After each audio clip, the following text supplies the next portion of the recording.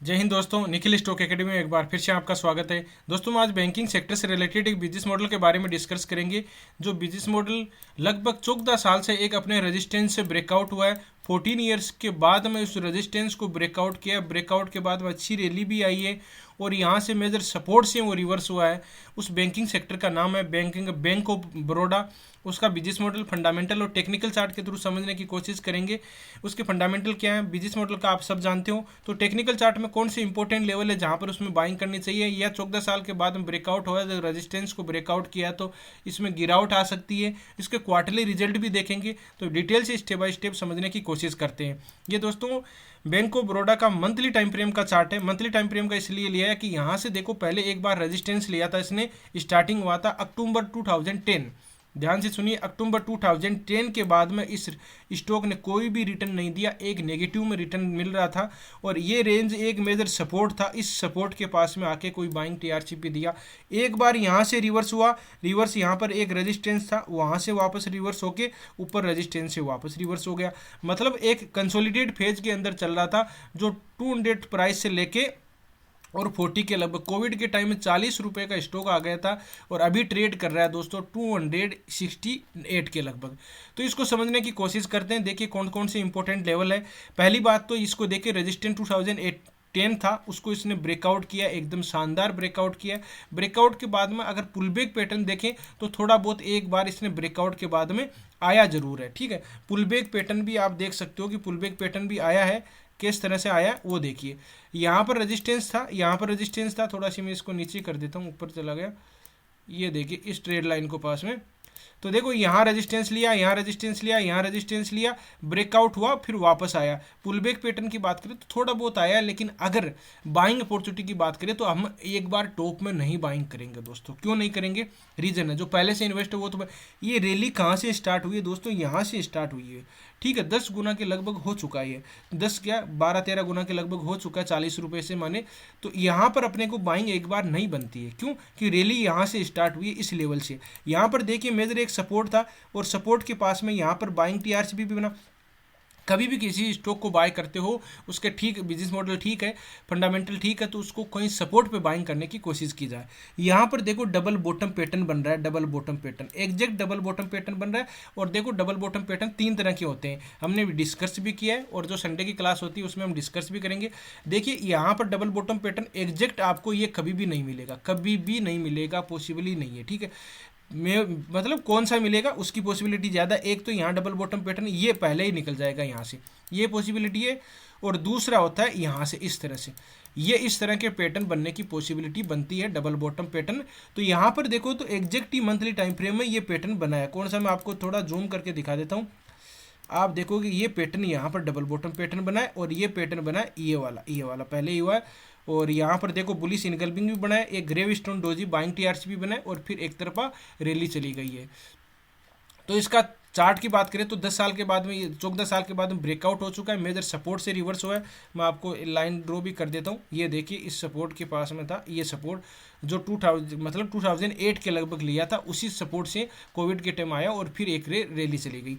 ठीक है, अब बात करते हैं थोड़ा सी फंडामेंटल, फिर इसको कहाँ पर रिट्रेसमेंट हो सकता है, कहाँ ट्रेड लाइन सपोर्ट रेजिस्टेंस बन सकते हैं, उसको समझने की कोशिश करते हैं। देखिए बैंक ऑफ बड़ौदा आपको सबको पता है, लोन सर्विसेज बैंकिंग सेक्टर से सारे आप इसमें इन्वेस्टमेंट, इंश्योरेंस, डिजिटल प्रोडक्ट, ये सारी सर्विसें प्रोवाइड करवाते हैं।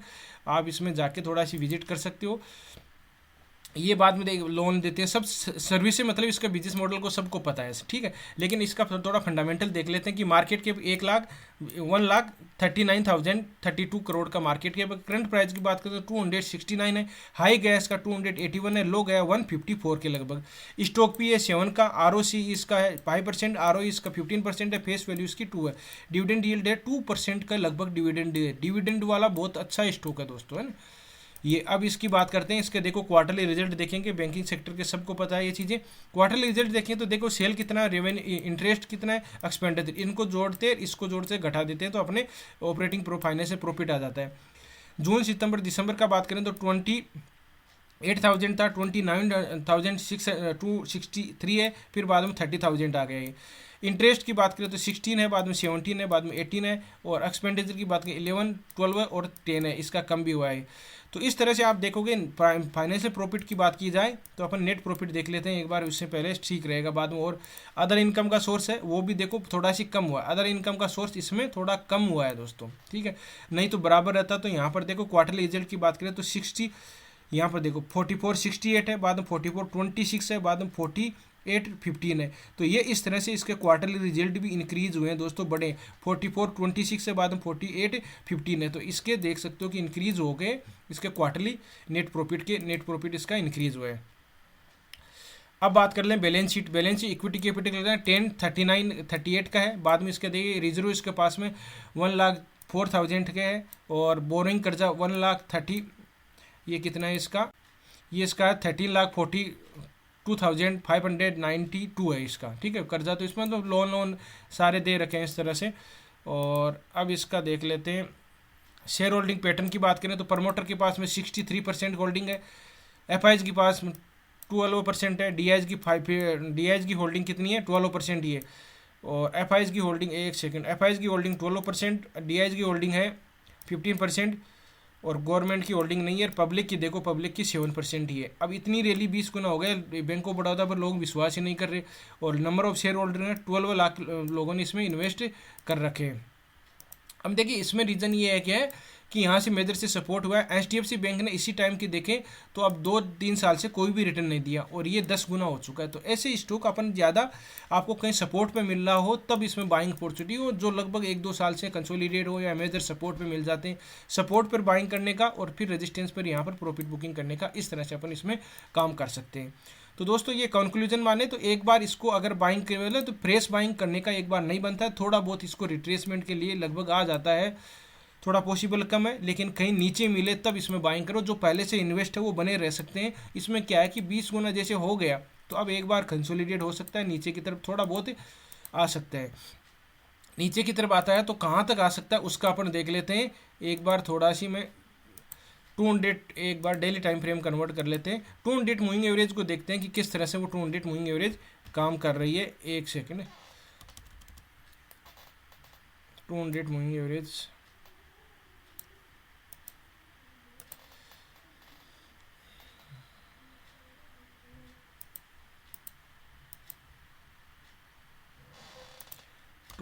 मूविंग एवरेज, एक सेकेंड।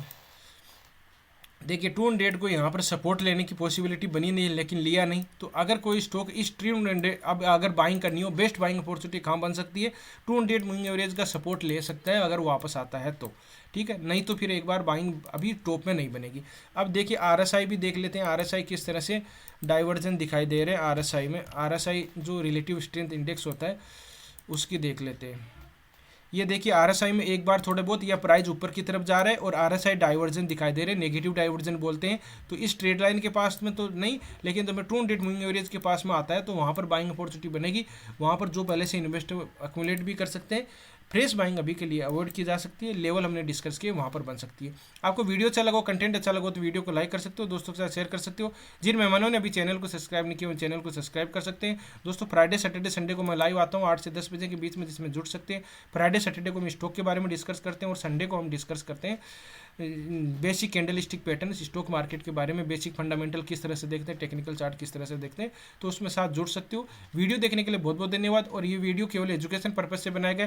किसी भी स्टॉक को बाय सेल करने से पहले अपने फाइनेंशियल एडवाइजर से जरूर सलाह मशवरा कर लीजिएगा, फिर डिसीजन लीजिएगा। मिलते हैं दोस्तों नेक्स्ट वीडियो में, तब तक के लिए दोस्तों बाय बाय, जय हिंद, जय भारत।